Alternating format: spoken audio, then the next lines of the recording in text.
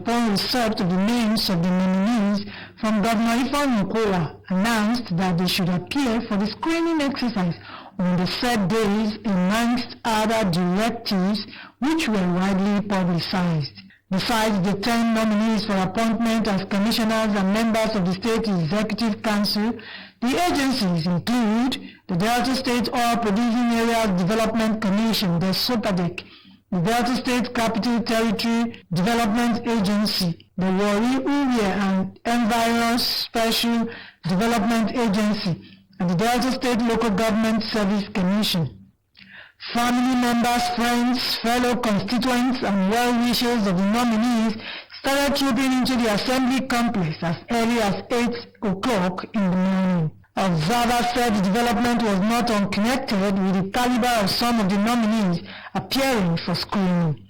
The control of the crowd who were anxious to get into the gallery was hectic, while facilities at the complex were overstressed, including journalists covering the house and other workers in the complex. At the hallowed chamber of the plenary, the Speaker, Right Honorable Sheriff Oberoi, whose rulings from the chair can make or mar, recognized a good number of the nominees for their contributions to the good governance of the state since the advent of the present democracy in the country. Referring to some of them as great political leaders who have served the state and the nation in several capacities, Right Honorable Oberoi acknowledged that respect must be given to those that deserve it. He listed good leadership qualities, peace building, human capital development, grassroots mobilization for good governance, among others, as areas where some of the nominees have proven to be outstanding. In recognition of these qualities ascribed to some of the nominees, the Speaker directed that they bow and leave the hallowed chamber. Among those in this category were Dr. Joseph Otuma and Comrade Vizore Makali, Warri and Environment Special Development Agency, Chief Igor Otamori and Honorable Onyemechi Nakmo, Delta State Capital Territory Development Agency, Chief Asika Oge, Honorable Daniel Mayuku and Honorable Michael Diden, the SOPADEC, Mr. Mofe Pira, Charles Enyedu Anyabu, and Prince Emmanuel Abadiba, Commissioner Designates, and Honorable Joseph Otire, Local Government Service Commission. The Speaker commended the appointees for their past public performances, even as he charged them to use the opportunity again provided to promote peace and development in the state. We do the colleagues. While they're taking out and leave.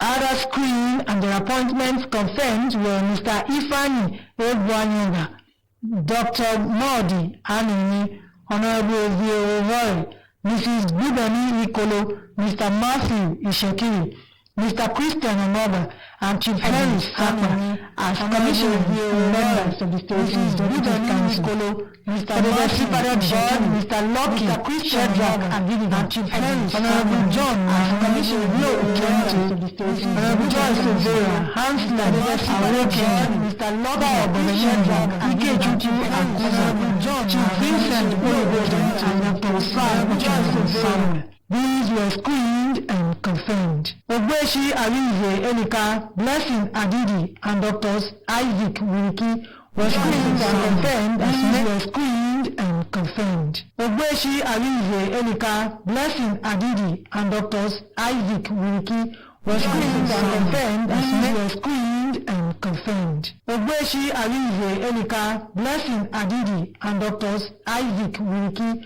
were screened and confirmed as were screened and confirmed. Ogbeshi Arize Elika was screened and confirmed as members of the Delta State Local Government Service Commission.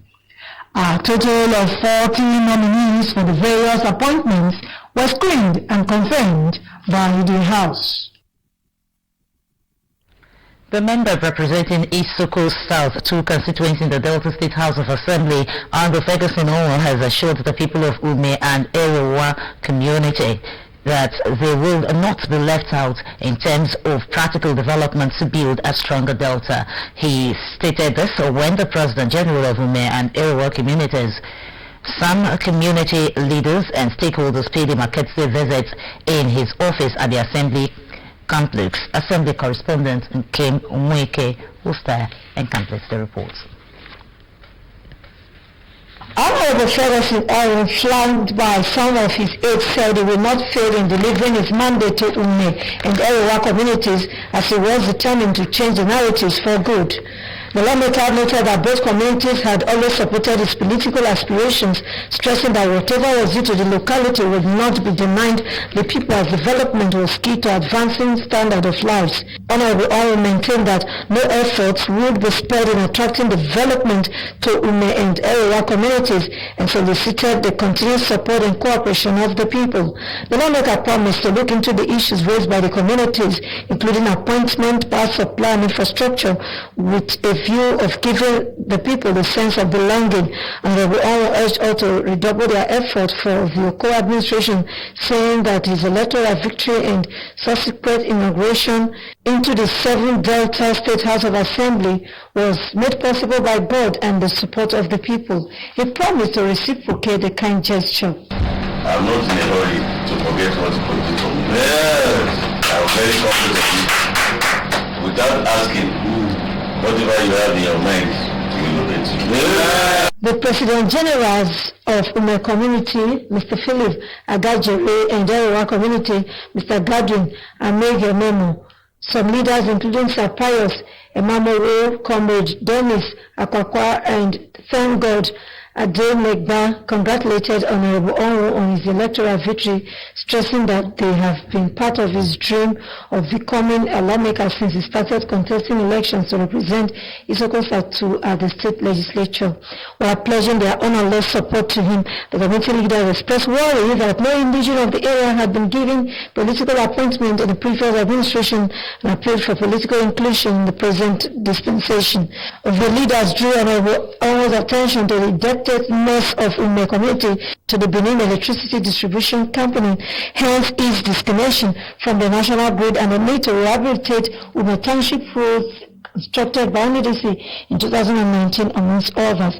They promised to continue their support to the Okoro administration in order to attract more development. The House of Representatives has voted a new set of rules in its standing orders favoring the election of presiding officers through an open ballot system. The amendments were part of the recommendations forwarded to it by an ad hoc committee chaired by Honorable Julius Warri regarding the election of the presiding officers. The new system received stiff opposition by some opposition leaders who argued against leaving election procedures open-ended. The old rule supporting secret ballot system was apparently rendered ineffective in the new rules until Honorable Nicholas Osai raised an observation to the effect that making the rule silent on the particular procedure to be adopted for voting could be leaving the decision to the discretion of a civil servant in the state, the clerk to the National Assembly, CNA. The observation prompted Speaker Femi, who chaired the committee of the whole, to ask Honorable Warri to explain the intention of the clause to read that the election of presiding officers shall be conducted as an open ballot system. Further attempts by the opposition lawmakers to argue the matter failed as the Speaker went on with the clause. Considering and voting hitting the gravel, there was also an amendment to include a provision for the division of the House before voting can be done. The amendments were later upheld, effecting changes in the rule of the House. The House amended the clause to suspension of members over a breach of privileges. Honorable Abdul Munim Jibrin APC Kanu called for removal of the clause prescribing suspension of a member from the House based on a ruling of a court. But again, Honorable Osai, who chaired the Ethics and Privileges Committee in the 8th Assembly and recommended Jubri's suspension for 180 legislative days, responded that the sense of the provision for suspension was for sanity in the House and not to witch hunt any member. The Speaker at this junction lent his voice, saying that there were two types of suspension prescribed by the rules. Still from the federal level, the House of Representatives has resolved to set up an ad hoc committee to investigate the land disputes between the FCT inhabitants and the Nigerian Army. The motion was under matters of urgent national importance by Honorable Mike Ajiba, FCT, at plenary on Thursday. Presenting the motion on the floor of the House, Honorable Ajiba expressed concern over the alleged harassment, brutality, intimidation and forceful acquisition of the ancestral land of the FCT inhabitants by the Nigerian Army, which has led to the death of one Itazan Usman. The lawmaker further noted that despite the Senate's intervention and other stakeholders, the Army has continued to forcefully develop the land which is in dispute. The House, in its resolution of the matter after extensive debate, urged the Army to stop inflicting pains on innocent Nigerians, while the ad hoc committee, which is to investigate the matter, is expected to submit its report within 1 week. The federal government states that and local government areas shared 762.5 billion naira as federal allocation for the month of June. The Accountant General of the Federation, AGF, Ahmed Idris, said this on Thursday in Abuja while addressing newsmen at the end of the Federal Account Allocation Committee, FAC meeting. He said that the Crow's statutory revenue of 652.9 billion naira received for the month was higher than the 571.7 billion received in May by 81.2 billion naira.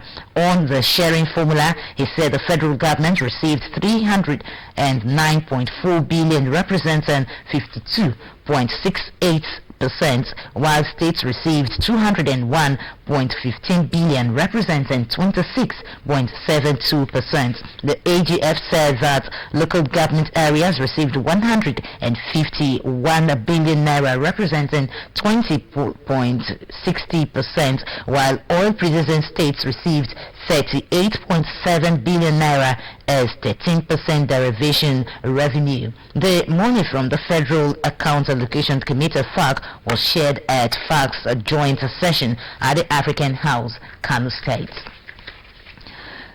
And away from federal issues, the chairman of the Advocacy Committee Against Oil and Gas Products, Deacon Burutu Kingsley Otwaru, has condemned in strong terms the incessant destruction of oil products seized from vandals by security agencies along the creeks. Deacon Otwaru, who addressed journalists during protesters at Okerekoko, appealed to the people to remain calm as the Delta State government has waded into the situation with a view of finding an urgent solution to the matter. The Deputy Governor, after going around the communities affected by the oil spill in Warri North and Warri South or West local government areas, told the people that the level of destruction of the environment of the communities by the incessant destruction of seized oil products by security personnel is worrisome because of economic and social life of the people is greatly affected by the entire process.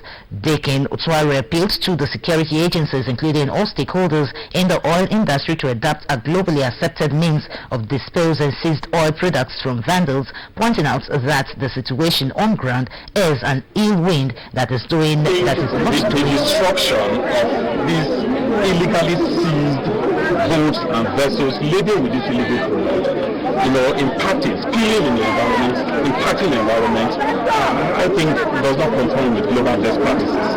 And that is why I said we will have to have possibly a summit on it to filter through. There must be a solution to it. The chairman of Karakuku community, Honorable Kingsley Akpos Oturubu, and another youth leader, Mr. Simeon Bebe Nimibo, who also addressed journalists, appealed to the federal government and the security agencies to take any seized products to the Department of Petroleum and Pipeline Products Company and other places for proper storage.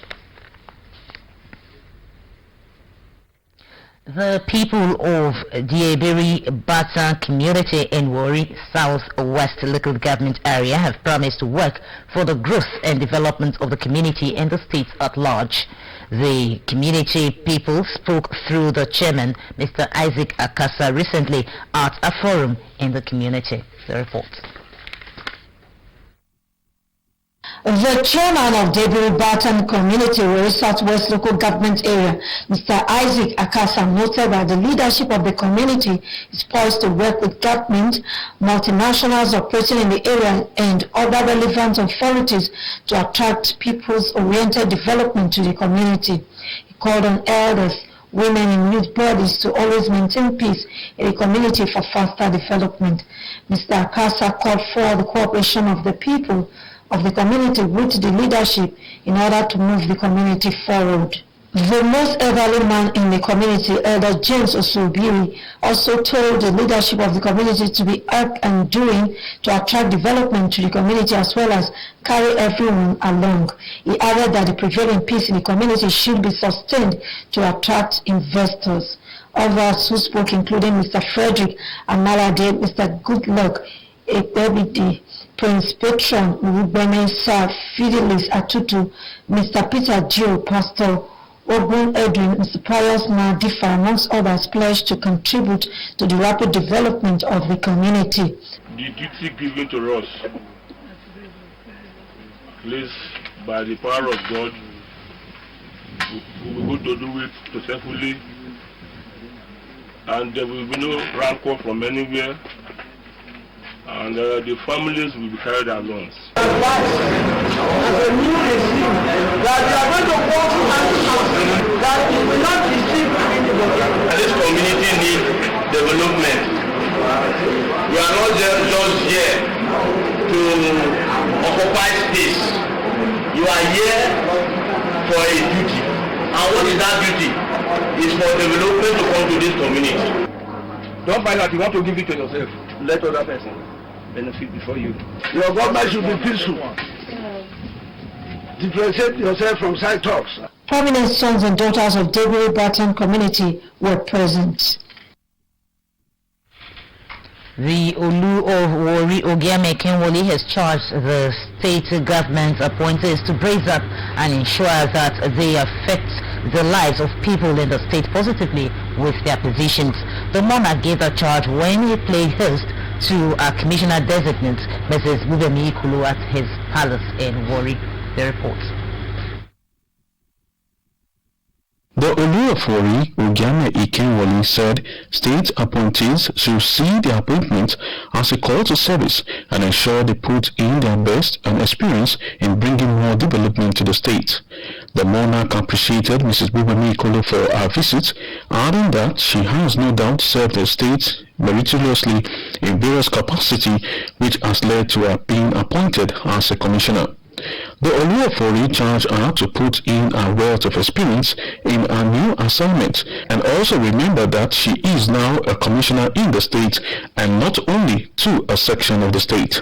Earlier, the commissioner designate, Mrs. Bubemi Ikulu, said she was at the palace of the Olu of Warri to formally inform him of the appointment and further seek royal blessings. She explained that she thought it wise to present herself to the Olu of Warri and further assure him of not letting him down in the new assignment. Mrs. Bubemi Ikulu, who was once the Vice Chairman, Warri South Council, and immediate past first member of SUBEB, assured the people of Delta State of her total commitment to serve and further remain committed to serving Deltans. I am here to tell my father that I have been appointed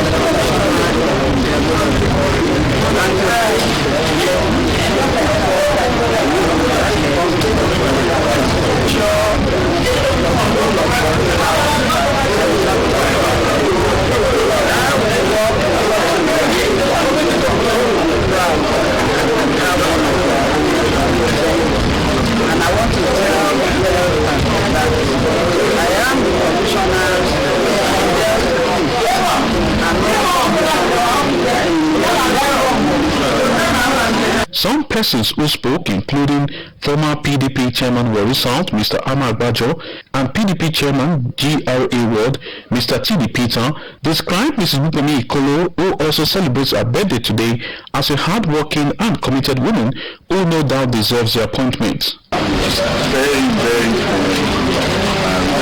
and I want to somebody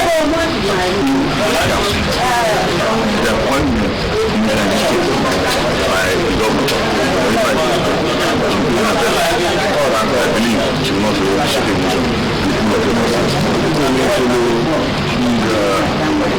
steward of PDP, creation of PDP in the state. That will do well, and I think this appointment. Prayers were said by the Oluofori Ogame Ikewoli for Mrs. Bukomi Ikolo to succeed in a new assignment.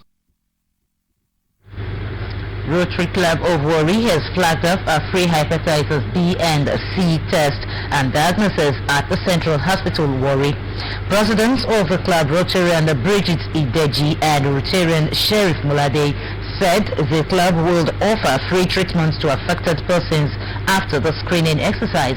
Correspondent John Glover reports that the exercise is part of efforts to eradicate the disease in Africa. The report.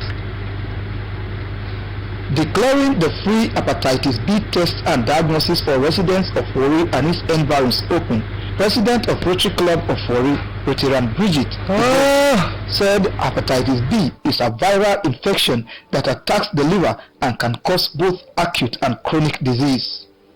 Rotarian Ideji said the virus, which is commonly transmitted from mother to child during birth and delivery, as well as through contact with blood and other body fluids, has led to the death of over 800,000 persons across the world yearly. She noted that as part of efforts to eradicate the deadly disease, Rotary Club International has flagged off a free test and diagnosis across the world. Rotarian Ideji stressed that after the test and diagnosis, the club will carry out free treatment of infected persons. The Rotary Club is here in Central Hospital to create awareness on the hepatitis disease, B and C. Hepatitis is a disease of the liver, and most often than not, people live with it without knowing that they are carriers of this disease. Chairman of the Hepatitis Zero Awareness Campaign, Rotary Club of Warri, Rotarian Sheriff Muladi, said hepatitis B, which is potentially life-threatening liver infection caused by the virus, can be prevented by vaccine. Rotarian Muladi called on residents of Warri and environs to take advantage of the free test and diagnosis to know their health status. Rotarian Henry Ejumudu, a medical doctor, carried out an awareness campaign on the causes, prevention, symptoms and treatment of hepatitis B disease. We are carrying out tests to enable us to identify those who are affected, and if we identify those who are positive, we will note them down and release to our Rotary International office in US, where they will going to provide drugs to make sure that you are able to survive. This like malaria, jaundice of the eyes. Over 100 persons were tested for the disease at Central Hospital, Warri. John Glover reporting. The State Coordinator Special Marshals of the Federal Road Safety Corps FRSA, Mr. Dixon Amomawe, has appealed to the management of Warri Refining and Petrochemical Company, WRPC, to donate a vehicle for the body's operation. Mr. Dixon made the appeal when he led executive of the State Special Marshal on a courtesy visit to WRPC. The report. These are the State Executive of the Federal Road Safety Corps FRSA Special Marshals on a courtesy visit to the Warri Refining and Petrochemical Company, WRPC, Ekban. Their vision is to eradicate road crashes, regulate and coordinate all road traffic and safety management activities through efficient patrol, prompt rescue operations, public enlightenment, and promotion of stakeholders' partnership. As part of ways of partnering with the Special Marshals, the Delta State Coordinator, FRSC Special Marshals, Mr. Dixon Amomakwe, appealed for a vehicle from WROPC to ease the operations of the Special Marshals. Mr. Amomakwe said it has become necessary for the Marshal to have an operational vehicle that will enable them reach their targeted stakeholders and improve rescue operations towards reducing road traffic crashes and fatality to the barest minimum. These challenges that we do have, we don't get any support in spite of all our efforts that we have been putting in place, and that is why we feel that WRPC does not play with safety, and so we have to come here to really request for your assistance. The Managing Director of WROPC ECMA, Mr. Mohammed Abali, an engineer, assured the Special Marshals of their support in ensuring safety on the roads. High point of the visit was the PowerPoint presentation made by Planning, Budget and Monitoring Department, and as well as presentation of souvenir.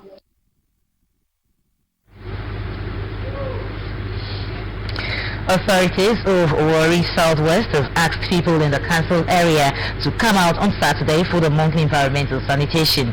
They are to clean up their premises, cut down grasses, clear blocked drainages and remove all waste around their homes.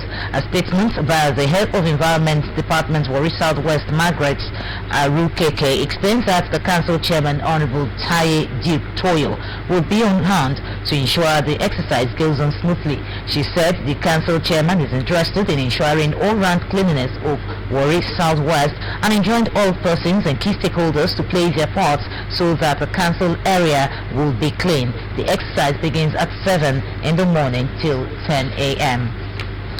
The National Emergency Management Agency, NEMA, has received another batch of 171 stranded Nigerians from Libya. Alhaji Idris Muhammad, Coordinator, Lagos Territorial Office of NEMA, who was represented by Mr. Ibrahim Farin Loje, Public Information Officer, confirmed the developments to newsmen on Friday.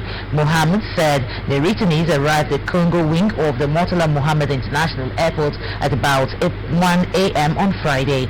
He advised Nigerian youths to be wary of overseas love advances from strangers, noting that this was now one of the tactics being used by human traffickers to lure them outside the country. Muhammad also stated that Nigerians are planning to leave the country to make use of the migrant resources centers jointly set by the government and the International Organization for Migration in order to know more about their designated countries. The National Information Technology Development Agency, NITDA, says effective implementation of the Nigerian Data Protection Regulation (NDPR) and Nigeria Cloud Computing Strategy frameworks would create about 3,500 jobs for the unemployed indigents. This, it said, will be achieved through Data Protection Compliance Organization (DRCO) and Indigenous Cloud Services Providers and Consulting (CCPS) and CSC save billions of naira, as well as tremendously reduce capital flames on IT procedures. The Director General of the agency and Minister-designate Dr. Isa Ibrahim Patani stated this on Thursday at an executive session on implementation framework of the Nigeria Data Protection Regulations and Nigeria Cloud Computing Implementation Strategy held in Abuja. Patani said the stakeholders' engagement was also in compliance with the NITDA's rule-making process, which makes it mandatory for the agency to expose its proposed regulations, standards, guidelines and framework for public security, as well as public scrutiny. He said the agency has approached the assignment with focus, diligence and integrity, knowing that the outcome of the process will determine largely Nigeria's digital future, saying that MITDA is open to constructive criticism and opinion to make these documents better for the nation. The NITDA boss said the goal of this policy is to ensure a 30% increase in adoption of cloud computing by 2024 amongst federal public institutions, CFPIS and SMEs that provides data-enabled services to the government. The policy also targets 35% profit increase in cloud computing investment by 2024.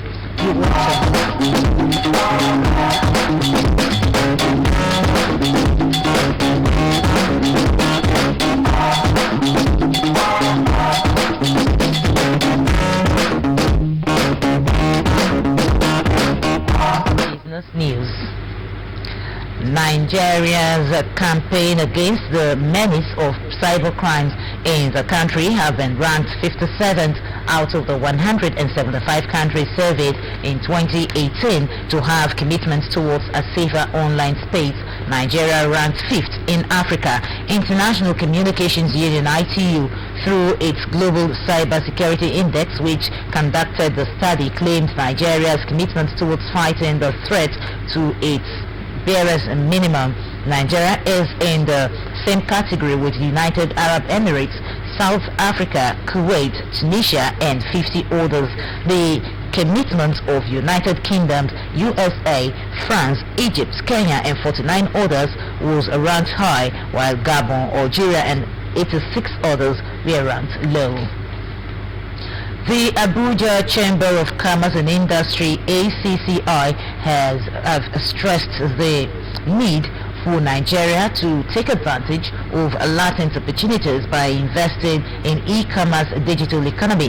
They called for a credible forum for an inclusive and fact-based dialogue which would lead to informed policy making to enable Nigerians adequately take advantage of the opportunities and tackle challenges that would arise from the ongoing negotiations at the World Trade Organization on the sector. They suggested that an established National Advisory Committee on E-commerce and Digital Economy be divided into various subgroups comprising representatives of government, academia, e-commerce industry, civil society, and others.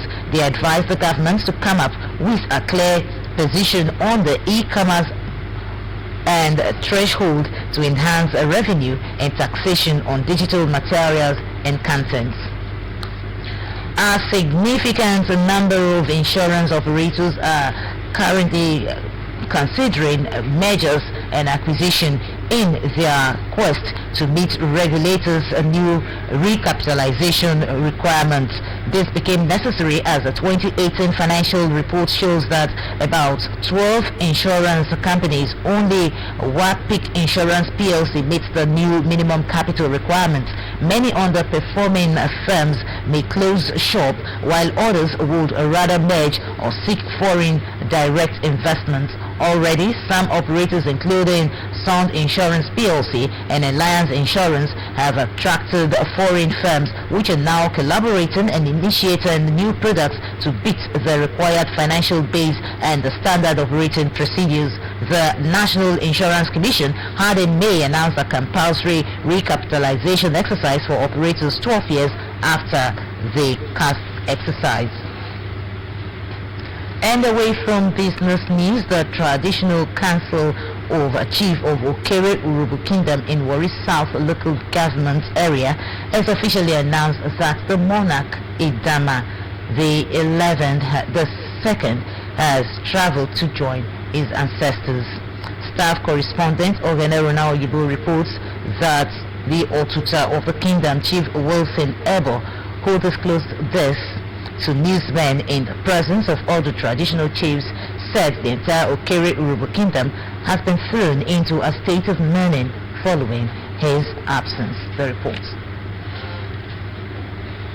Addressing journalists and other traditional chiefs at the palace of Idama II, the Ototo of Okere Urubu Kingdom, Chief Wilson Ebo, flanked by the Kingmakers, disclosed that the symbolic covering of the traditional stool with black clothes clearly indicates that the Oroswe of the kingdom, Idama II, has traveled to join his ancestors, the Ototo of Okere Urubu Kingdom, while noting that the official announcement of the absence of the traditional ruler was done in line with the custom and and tradition of the Okere Urhobo people described the monarch as a custodian of the Urhobo tradition who led his people aright. By the power conferred on me by the Traditional Chieftaincy Declaration and in accordance with the tradition and custom of the people of Okere Urhobo Kingdom, Warri, I, your total traditional Prime Minister of Okere Urhobo Kingdom, Warri, today do hereby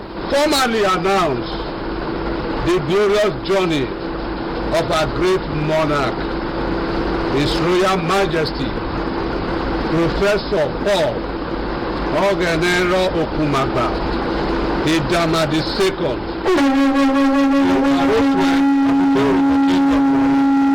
Chief Ebo stated that the reign of the academician, the traditional ruler, before he traveled to join his ancestors, ushered into the kingdom peace and progress and was able to unite the entire Okere Urhobo people. He disclosed that Idama II, the Orosua of Okere Urhobo Kingdom, before he joined his ancestor, was selected and appointed by the statutory kingmakers of the kingdom on the 22nd of October 2017 and was finally installed and crowned on October 2007. Chief Ebo further revealed that the Orosua of Okere Urhobo Kingdom was on the 26th of October 2018 presented with staff of office by the state governor, Dr. Ifeanyi Okowa. He called on the people of Okere Urhobo Kingdom to remain peaceful at all times. Ogenerona Oyibo reporting. Meanwhile, the chairman of Warri South Local Government Area, Dr. Michael Tidi, has condoled with the people of Okere Urhobo Kingdom over the transition of their Orosue Idama II. Dr.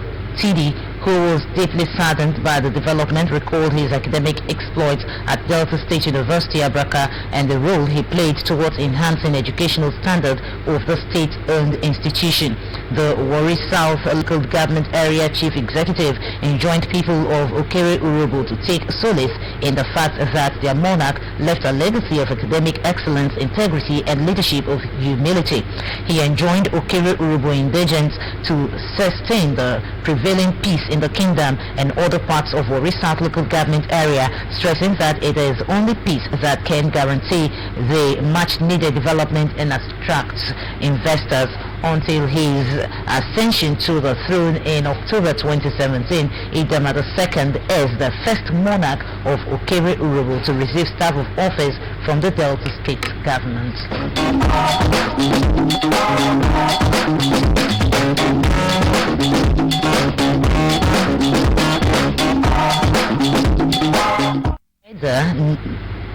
Now for an outlook of what the weather would look like in Warri and its environs on Saturday, 27th July 2019.